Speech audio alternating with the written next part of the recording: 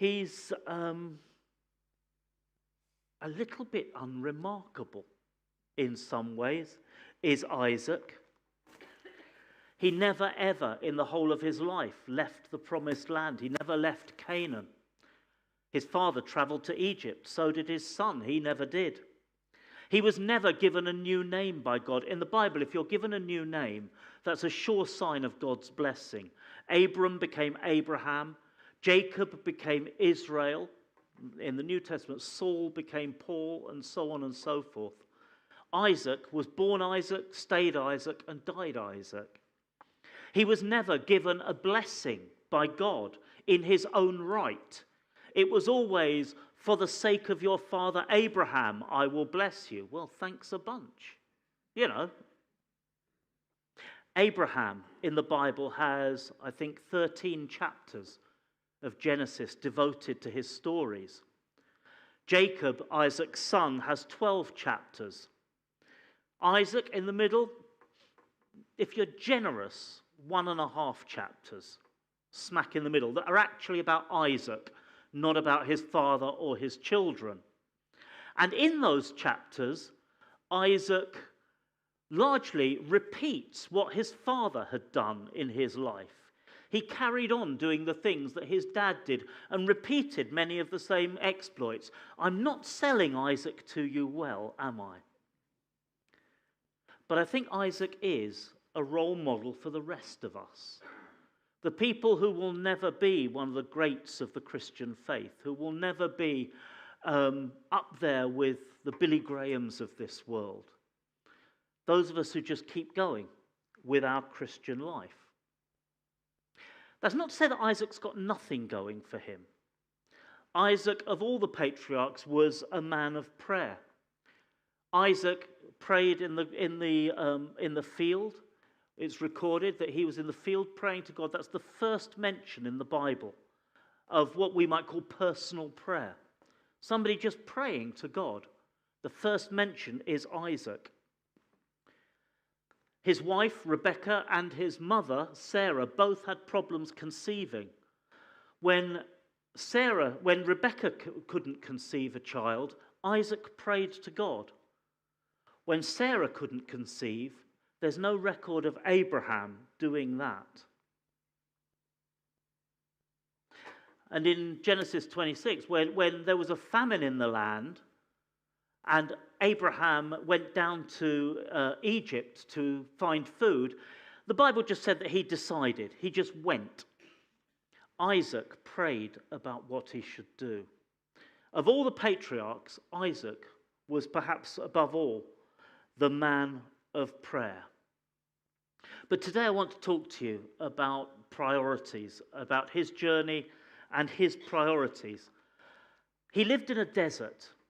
And this isn't a rhetorical question. You can honestly think about this. If you're living in a desert, if you want to survive in a desert, what is your number one priority? Water. It's obvious. Any of you who have ever watched any Bear Grylls program know that. The priority, if you want to survive in the desert, is water. Which is why in the stories of Isaac, wells play such an important part, because the only way of finding water in the desert is usually to dig for it, to dig down to the water table, to where the sources of water are. And in the Bible, in Genesis, wells have a physical, literal meaning, a source of water, but they also have a spiritual meaning as well. And that's come through to us in Christianity as well, this whole idea of digging spiritual wells in our life. They were important for survival and important for spiritual survival.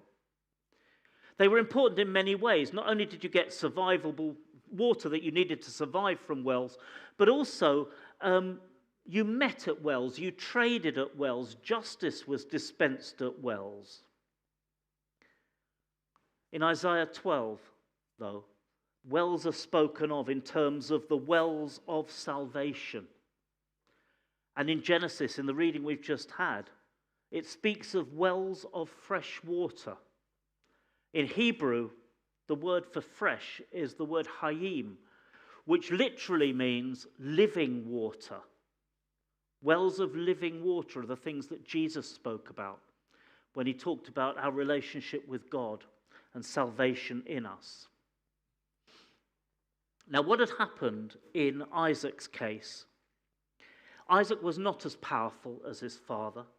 He was not as he didn't have the military available to him. So the Philistines thought they could force Isaac out of the land, force him away. And so what they did was they took the wells that Abraham had dug and they filled them up with stuff. They filled them up with grot. They put carcasses of animals, mud, grot into the wells and covered them over and stopped them up so that Isaac couldn't use them to get fresh, living water. There's two levels that you can think about that. One is political. You can think about that purely in human terms. Isaac was being forced to move elsewhere because if he's got no water, he's got to go. But there's also spiritual thought there. And this is what I want you to go away and think about when you get home. When I started out as a new Christian, I was so keen. I very quickly was devouring the Bible. I was spending a lot of time in prayer. I became a little bit obnoxious telling people about Jesus.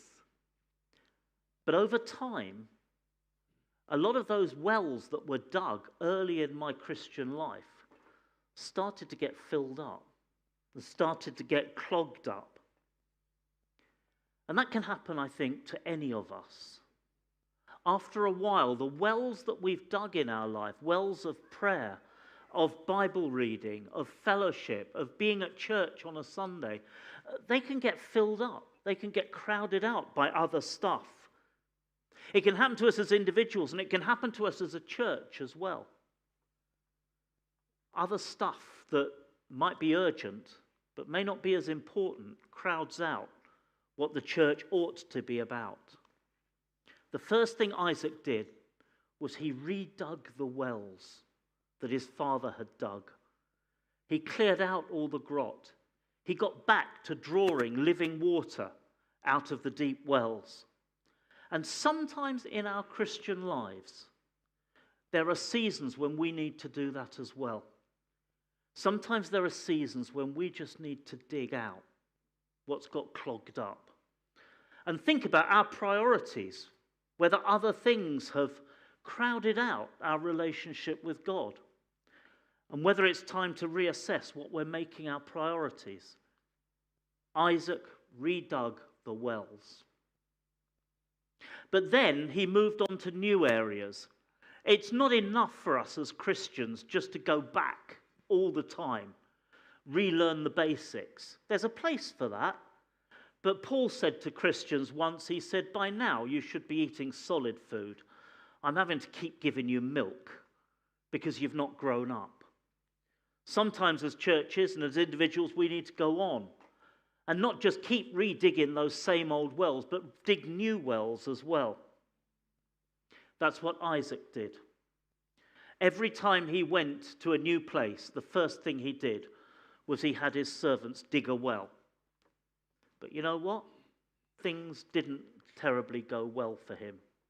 He was a child of the desert. He knew how to find water. He knew where to find water. And he knew that when you come to a new area, the first thing you do is secure your water. You dig a well. And that's what he did. That's how he lived. But everywhere he went, it caused problems. And he encountered difficulty after difficulty, knockback and knockback. The first place that he dug a new well, there was quarreling. So he called that place dispute.